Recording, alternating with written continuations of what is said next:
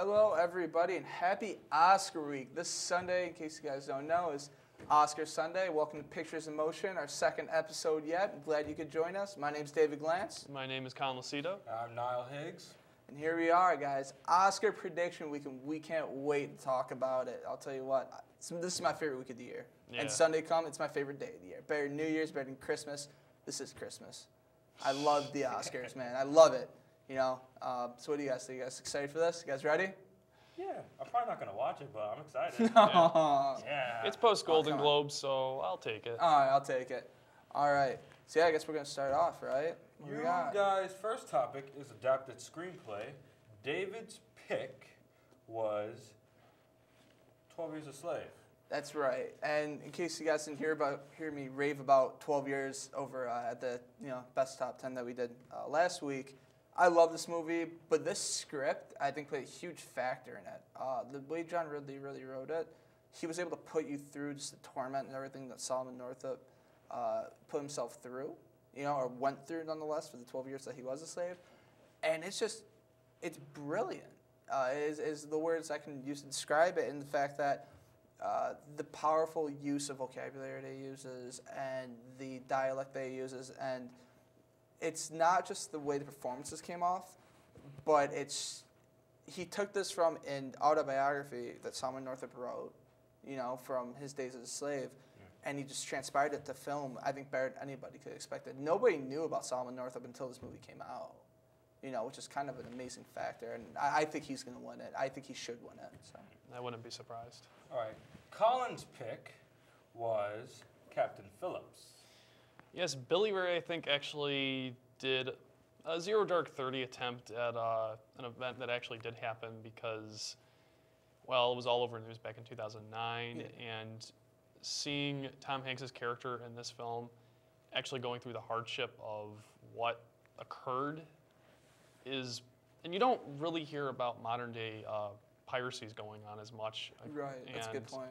Because usually whenever you think of pirates, it's like back to the 16th century when it involves like Pirates of the Caribbean. Right, and that's really true. And what I also really liked, about this especially is the fact that he took he took a national headline and he brought it to screen, but he didn't make it like total Hollywood style. Sure, there was some action that we don't really know exactly how it went down, but nonetheless, it really stuck true to what news said, what Phillips said himself when he came off the ship, after the rescue.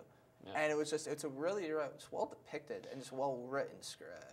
There's still some controversy around the case, namely with whether all the stuff the captain actually did was true or not, which is why I would compare it to Zero Dark 30 with Right, but in that sense, it's Hollywood, so I think you have to kind of broaden to the audience at the same time. Nonetheless, it's a fantastic script. Oh, absolutely. It's a great script. Original screenplay. David's pick was, give me a second, Her, which I actually want to see this movie. I think it's a great concept and a good story. This movie's awesome. Just in case no one here has seen it yet, this movie's great. And Joaquin Phoenix is awesome. But we're talking about the screenplay here, and I think it's going to win the Oscar for Best Original Screenplay, and it should. There are points where you're taking a movie where a guy falls in love with an OS device, which is beyond insane, but he writes it and he actually makes you care. Like, I started to cry during this movie, and I don't cry at movies often.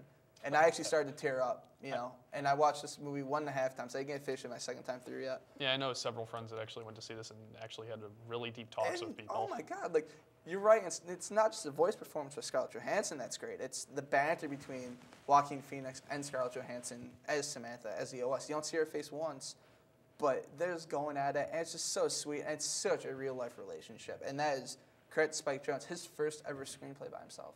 And I think he should win the Oscar. I think it's a ballsy move, and I think it's one of the better moves and one of the riskier moves you're going to see in a long time. Yeah. Colin's pick was American Hustle. Yeah, David O. Russell, I think, honestly, could be a potential for probably filling in Scorsese's shoes once he retires. It's a big statement. I know, it is. If anything, this really was a film that really borrowed a lot of elements from a Scorsese film. The characters, the story elements itself, of course, parallel to that of, involves everything with gangster films. It involves just family dilemma problems, and then of course having Christian Bale's Irving character managed to be at one end of the spectrum, being a very sympathetic and relatable character, to just a sleazy, disrespectful. Totally. Oh my God. Put him away in a cell. Every type of character's like that in this movie, except Carmen Polito, which is brilliant because he's supposed to be like the bad guy in the film. Yeah. But like, yeah, and I couldn't agree more. And like I said, this is my favorite movie last year. And the script, people are like, Wolf of Wall Street's the best comedy of the year. I think this is funnier. Yeah. I got more of a kick out of this movie in the 2 hours that it was, and I couldn't agree more. As much as it's crazy, and you're probably gonna get ridiculed for that statement about Martin Scorsese, totally agree with you. I think this guy's on his way to the top. I love David Russell. I mean, he's got a long way to fill in his shoes, but it could happen. But he's a young guy. He's got a long time to go. All right, next topic is Best Actor. David's pick was... Chiwetel Ejiofor for 12 Years a Slave. Really quick, let's just go through his best actor. You got Leo DiCaprio, you got Ejiofor. I'm trying to remember Matthew McConaughey for Dallas Buyers Club. There was two more. Why can't I think of the other two? It was the best. Leo DiCaprio for Wolf of Wall Street, and Christian Bale for American Hustle. Right there, those 5 names. This is the best actor race we've seen in years. I mean, the fact that Tom Hanks got snubbed for Captain Phillips. Yeah, and it Saving says Mr. something. Banks. Huh? And Saving Mr. And Saving Banks. Mr. Banks says something about this year's acting. But ever since I saw 12 Years, and right now McConaughey's the front runner for Dallas Buyers Club. Yeah. Rightfully so, great performance. Not better than this guy. Yeah. Not better than this guy. And I will defend Ejiofor to the end. He was in Children of Mine. He's been a supporting player for a long time. He's from London or from Britain, and this performance, oh my God, it's heartbreaking. And the last 5 minutes, just you cry your eyes out. You can't help it.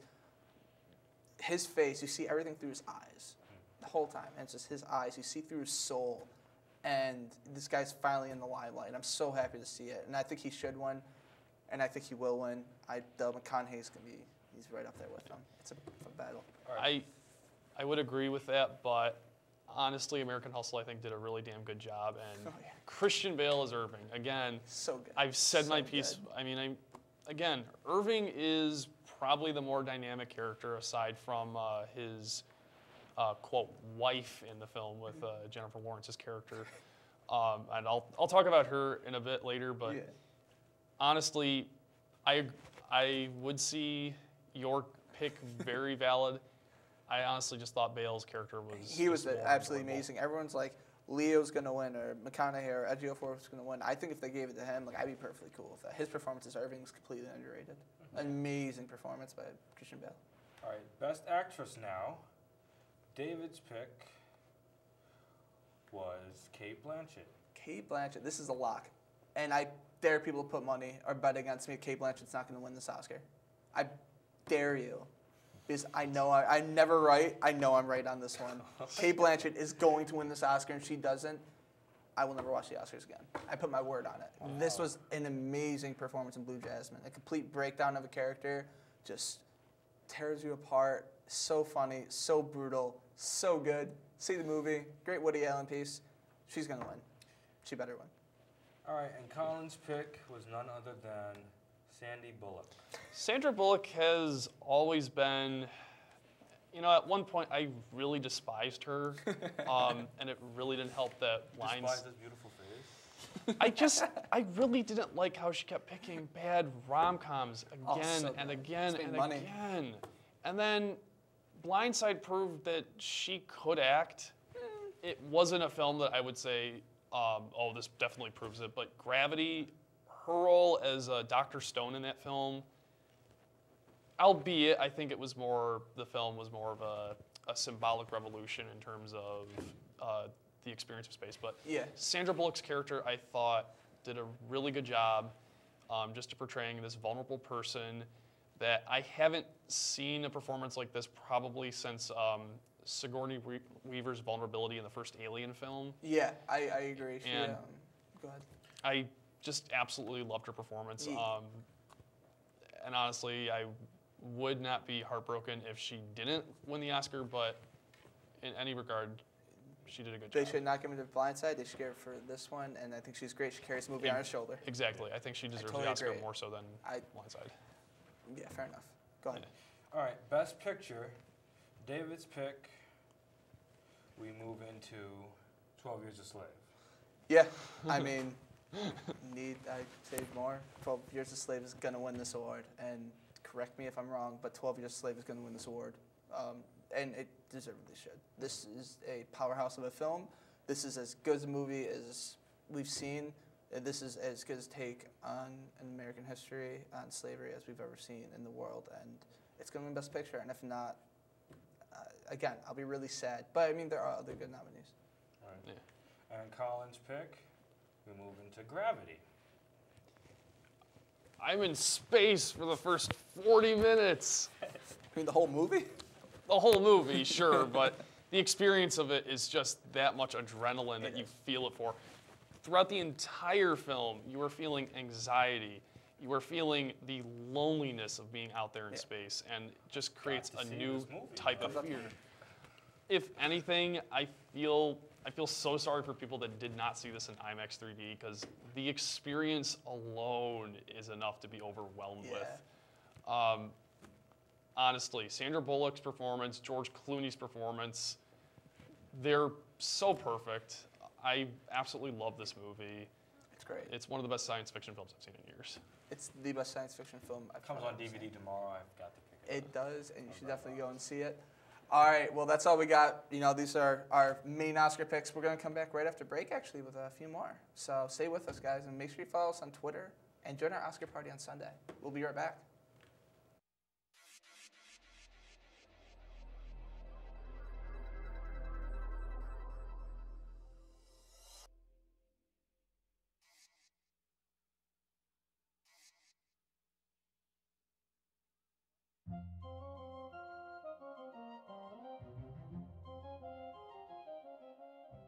Hey, Jerry, what did the cucumber say to the carrot at the salad bar? What, Carl? I feel underdressed. Get it, Jerry? Underdressed?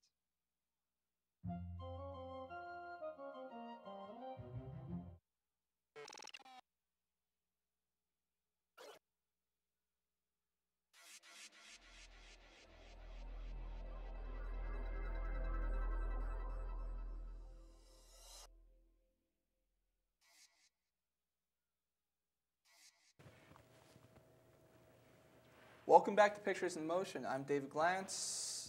And I'm Colin Lucido. And I'm Niall Higgs. Yeah, and we're back to give you a few more of your Oscar picks. What we got, Niall? All right, we're on Best Support Actor. And David's pick, we move into this guy from the X-Men. Michael Fassbender. Yeah. He's completely not underrated. People are like, he's not going to win. I think he should win, and I do think it's going to be a 12 years a night. I think the Oscars will recognize his performance. I loved him as that was terrifying, man. Scariest villain I've seen in a long time. So, yeah, Michael Fassbender. All right, and Colin's pick was this guy from Captain Phillips. Bakad Abdi, Yeah. if I pronounced that right. Honestly, I would love to see this guy actually being in more films.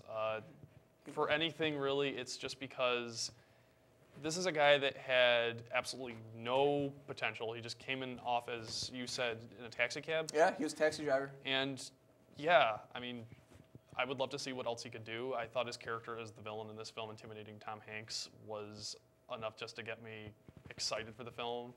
I'm still chilled by the line, from now on, I'm the captain. Yeah, the classic line from the movie. Yeah. Yeah, great performance, Bakad Abdi. He'll be more. Yeah. Right. Best Support Actress, we move into David's pick, which was... Lupita Nyong'o from 12 Years a Slave. Unpronounceable name. I think she's going to beat out Jennifer Lawrence. I mean, in my opinion, Lawrence wasn't even deserving of the Best Supporting Actress nomination this year. She was great, but it's not good enough. But Lupita Nyong'o, awesome. Again, a newcomer just like Abdi, comes in, steals the show, man. She was up there with everybody, and just she can pull at your heartstrings, and awesome performance. I love this girl. I She's think amazing. you heard Colin because Jennifer Lawrence was his pick. I Wrong, take dude, you're so wrong. much offense. You are wrong. She's great. I love Jennifer Lawrence. Jennifer, but- like, as much as I love Christian Bale in American Hustle, Jennifer Lawrence stole the show whenever she was on my camera. God. I mean, look at her. Look at her. Look at those eyes. Yeah. See how blue they are? Like, goodness. If anything, like, she just, again, I wouldn't say she was like Irving's character because she was even more psychotic in nature, but honestly, just the emotion that she put into her character as his wife was literally enough just to steal everything. The whole plot just kind of revolved around her whenever her character just showed up. I disagree. I think she was way over the top and not fantastic. But hey, to each their own, man. To each their own. So, all right, we'll get next now. Okay, best animated film, which you guys actually had the same pick, Frozen. I'm not gonna sing for you guys today because I did it yesterday or last week, not yesterday. Sorry. I mean, yeah. I mean, it's there. The Wind Rises were the only two that could possibly win. Yeah. And this movie was so good. I have not Oh, seen the it yet. music, everything about it. It's wonderful. I loved everything about that movie. I do hold the regret that I didn't see Wind Rises Yeah. because that is Miyazaki's last film. It'll be out. Yeah, but I mean, the songs are beautiful, the characters are enjoyable, and the message of the film I actually thought was original and actually managed to prove that you don't have to tell the same old formulaic love story where... That's it. Yeah. Right? That's the winner right there. And the fact that Olaf the snowman wants to live in the summer, genius. Yeah. I love that movie, man. I love Frozen. It's so Yeah. good. And you guys have a lot of agreements. This visual effects, I don't even have to go through the picks because it's Gravity. Both Yeah. of you. I mean, what? Come on. Yeah. Like, come. Let's be honest. Like, what? Why is there even other nominees? Yeah. I mean, this is the best-looking film of all time. And I say it with no hesitance. It's that good. I mean, it took 4.5 years to make, but Yeah. whew, you are in space. It's amazing. The editing in that film is just Oh, seamless. The cinematography by Lubyansky, woo, mind-blowing. If there's only one regret I do have for the visual effects nominations is Pacific Rim was snubbed. I agree. Oh Not my fair. gosh. Such a good movie. It was. Such great. good special effects. Great monsters with aliens. I agree. Saw it on my birthday. Big snub. Awesome movie. Yeah. So for best director, you guys have chosen the director of Gravity. I love that Alfonso picture so much. Cuarón. It's so good. Alfonso Cuarón. This guy's a magician. You know, the way he created 4.5 years on Gravity, right? Typically Yeah. spends a year and a half, 2 years on a film. But there's other films that he's made, you know, and Children of Men especially, it stands out. It's amazing. Oh, and yeah. This guy, you know, Mexican-born director, he's amazing. And he did Prisoner of Azkaban, which a lot of people consider the best Harry Potter film. And his camera movements, he's the expert at the one shot, whereas 12-minute one shot at the beginning of Gravity. It's amazing, man. He's amazing. Yeah, I just thought that, when I saw Children of Men, I'm thinking to myself when he was doing Gravity, how can you top Children of Men? I mean, that's going to be a really hard movie to live up right? to. And I loved Gravity more so than Children of Men. I thought it was close for me. He's in my top 5 favorite directors working today. He's amazing, this guy. So, yeah, I don't know. What do you think of Alfonso? Oh, you haven't seen Gravity? I have not seen Gravity yet. I'm gonna try to pick it up on Redbox for Come check it tomorrow. So we'll see. Yeah, sounds good. All right, well, we're going to go take a break. Those are our Oscar picks. We hope you guys like them. Again, follow us on Twitter. We'll be back with your updated movie news and what's going on with the movie world today. Stay with us.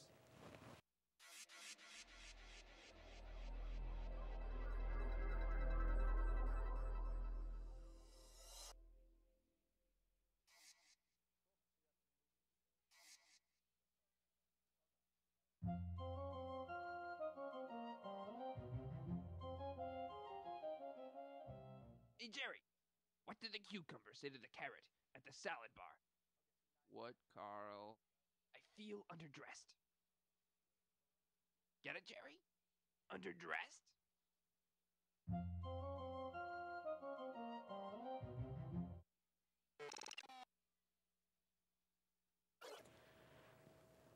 Hey everybody, and welcome back to Pictures in Motion. Once again, follow us on Twitter at PixInMotion1. I hope you guys are enjoying the show and the Oscar season so far. But now we're going to keep you up to date with movie news and what's going on in the movie world today with our biggest headlines. David, Colin, Niall, what do you guys got? Got some big news? Well, we are doing a Fantastic Four reboot with the cast being Miles Teller, Kate Mara, Jamie Bell, and Michael B. Jordan. What are your thoughts? Colin? I am absolutely up for a reboot. Totally. If anything, I just want to get the afterwash of those terrible movies so with bad. Jessica Alba and unfortunately Chris Evans, who I think manages to redeem himself. In Captain he's America lucky. movies. I feel like this is just a weird cast. Like Miles Teller's gonna be Mr. Fantastic. Yep. Like honestly. It's see, I like the Miles Teller casting, and I like the Michael B. Jordan casting. I don't understand why they didn't make the girl African American. Yeah. Because they're blood siblings in the comics. It So could be that's a little weird. stepchildren, but we'll see. But the one I'm really skeptical about is Jamie Bell is the thing. I love Jamie Bell. He was great in Sweeney Todd, for example. But him playing the Thing, from Michael Chiklis to Jamie Bell, it's a weird fit. I mean, the great director in Josh Trank, and they're going young with this. But yeah, I don't know, I'm a little on edge about this casting. Kate Mara's a great actress, but Sue Storm, I'm on edge about this. It's a weird cast. Yeah, I don't know. I don't know. We'll see. They might surprise us. I guess Yeah. we Might surprise Hey, us. who knows? Well, fans were disappointed because they didn't get to hear Bradley Cooper's voice of Rocket Raccoon for the trailer of Guardians of the Galaxy. I'm a little disappointed too. I didn't get to hear Vin Diesel's voice either. So. I am Groot. Yeah, well, that's the Yeah. only line he's going to say throughout the movie. Fun So case. Still, it would have been nice to hear their voices. Yeah, the movie comes out in August. Chill out. Yeah, the movie says, have you seen the poster, by the way? You're welcome. I think it's awesome.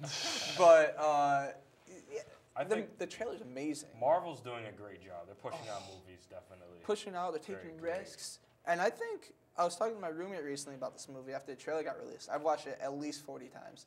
I think this is going to be the best Marvel movie to date.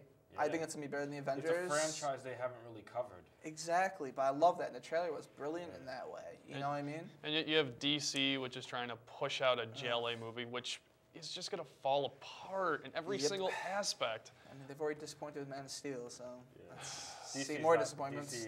I still- They got to start from something. Like it started from Green Lantern and then it just went down from there. I agree. But yeah, people are mad about not hearing Rocket Raccoon's voice. It's like, yeah, the movie doesn't come out till August 1st. So, like, I don't see the big deal. I mean, they're promoting it brilliantly, I think. I think they waited for just the right time. They released it on Jimmy Kimmel. Great trailer. Chris Pratt looks amazing. Chris Pratt's doing Rocket a- Raccoon looks awesome. Chris Pratt's doing a great job. Oh, Chris Like, Pratt's from- here, man. From the Lego movie to this now. Parks this is and Rec. great. Come on. Let's And go. speaking about the Lego movie, it was so awesome we decided to make a sequel of it in 2017. Everything is awesome. What characters do you think should be in this movie? All of them. Jeez. I about think all of them? I would love to see Robin try to upstage Batman. Well, Robin would be just like the Green Lantern character, so really annoying. Yeah, just yeah. like, God, get out of here, man. Put another president in there. Take Lincoln. I'd say make Lincoln on a jetpack like a main thing in the movie. It's like that was still my favorite scene in the movie. Or you know what we need? We probably need vampires. Vampires Just- are cool. Throw Edward Cullen in there. No, God, no. I was thinking Abraham Lincoln Vampire Hunter. And Let's go also, That'd be cool. also with the Lego movie, I don't think anything's topping this. 3 Days to Kill and Pompeii didn't even top it. And the Lego movies are now in its third week with $31.5 million. Yeah. The question is anything going to beat it? I don't know. I mean, remember how Frozen came out at the end of last year and was like a surprise to everyone? Like, Yeah. Lego's not necessarily a surprise, but it's a phenom, man. I Yeah. mean, this is a movie that has gotten amazing reviews. It relates to People love it. everyone, Relates too. to everybody. Yeah. And, like, you've got the great voice acting. You got all these characters everyone knows. And who doesn't love Legos? I just absolutely love that movie. I saw it with so my funny. 9-year-old brother and my roommate. I saw my two And- college roommates. I saw Yeah. it by myself. That's how awesome that's how badly I wanted to see it. I saw Toy Story 3 by myself. It's all right, man. You just got to do what you got to do. And I it's didn't that see it in good. theaters. I wish I saw it though. It's, no, Lego movie, it's in Toy Story was echelon of great. movies, man. It's my favorite movie so far this year of 2014. It's my favorite So, animated movie at least. I love that movie. So now we're gonna start going into Ted 2 with Amanda Seyfried signing in as the female lead. What do we think Yeah. about that? What do you think? They said they're gonna keep Mark Wahlberg in it. Honestly, comedy sequels usually have a very low appeal to me because most of the time they usually tend to stink. And that's not to say that every single comedy sequel tends to fail outright. No, I mean, right. But I don't know. They had enough money. They had more than enough money, so sure. Yeah. I mean, if you want to. So, I mean, Seth MacFarlane's already doing so much, you know. And then he's Yeah. also coming up on a new movie. I don't know if you saw the Super Bowl trailer, A Thousand Ways to Die in the West. Yeah, A Million Ways to Oh, Die in the God, West. yes. Yeah, the Red Band trailer. Yeah. Yeah, I mean, I think it's a pretty cool pick. I mean, she stars with him in A Million Days to Die in the West. So like you clearly see something in there. My worry is, I mean, I love Mila Kunis. I think she was great in Ted, and the camaraderie was awesome. So like, I don't know. I'm wondering what they're gonna do with Mila Kunis' character. Are they gonna just like erase her? Is it gonna be like a secondary affair? Is Ted gonna fall in love with her? Like, I'm curious now. I mean, I got faith in Seth MacFarlane. I thought Ted was pretty good. It wasn't bad. Yeah. So like, I don't know. What do you guys think? I don't know. I really don't care for it. I mean, Yeah. a track-talking teddy bear, that can only go so far. To do a sequel, like, what is that going to be about? It's a moneymaker, man. It was one of the highest-grossing movies of last year, and it's an R-rated comedy. So. But it is MacFarlane, and as much as I did like his earlier comedy, He likes to push buttons, and he may push too many one day. So you never know. Might push it. You never know, though. it's not that he doesn't push too many buttons for me. It's just he pushes them so often, it just gets old. Yeah. Yeah. It's just the same, dirty jokes and stuff Yeah. like that. And then it's just like Family Guy, just raunchy. That's the only I got from it. All the Fenway scene was pretty cool. Yeah. Quickly, though, I guess one thing I did want to bring up in the news, and it's breaking news today, and my condolences go out. Harold Ramis passed away today at 69 of complications from a disease he's had for 4 years. It's really sad. Yeah. I mean, Harold Ramis, man, he's Egon in Ghostbusters, man. It makes me tear just thinking about it. Ghostbusters! And then Like, Caddyshack, writer of Animal House. Stripes.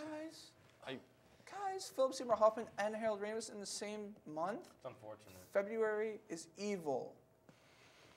My birthday's this month. It's evil. And losing Paul Walker last year. Paul Walker last year. Yeah, I'm Well- talking about just a three-peat of just terrible celebrity deaths. But like, Harold Ramis, like, you look back on his career, like, he's Oh, the comedy man. maestro. Man has written a lot of stuff for the career. He's amazing, man, and he's so funny. He's gonna be sorely missed, especially in the acting community. Who really owes? Billy Crystal owes a lot to him. De Niro owes a lot to him. Everybody owes everything to him. Bill Murray especially owes a lot to Harold Ramis. I mean, I'm gonna go and watch Caddyshack now. I still love that one line in Ghostbusters where Bill Murray's like, you earned it. Gives him a You earned payday it. bar. And it's like, oh, the Marshmallow Man. I don't know. Ghostbusters is it's a classic in its own right. And Yeah. Harold Ramis is just an extraordinary writer. And his last on-screen performance in Knocked Up, I thought was great. As his dad, his performance as his dad was so funny. And just, man, he's gonna be sorely missed. It came to a shock, came out of nowhere, and that's why I thought it was it's a sad day. Again, it's just, God, people, stop killing off great movie people. Yeah. Like, don't just kill him off. It's just terrible, man. Terrible, terrible stuff.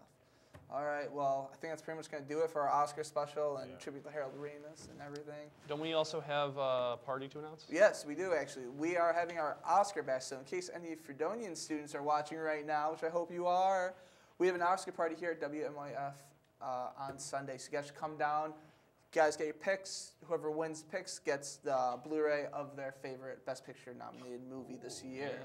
I'm not even going to be here for that, but I'm totally placing my bet because I'm going to win 12 Years a Slave. Yeah, probably. I want to win that. I'm going to try to. I don't know. Maybe Gravity.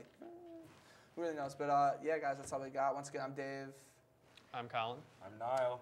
Make sure you follow us on Twitter at PicsInMotion1.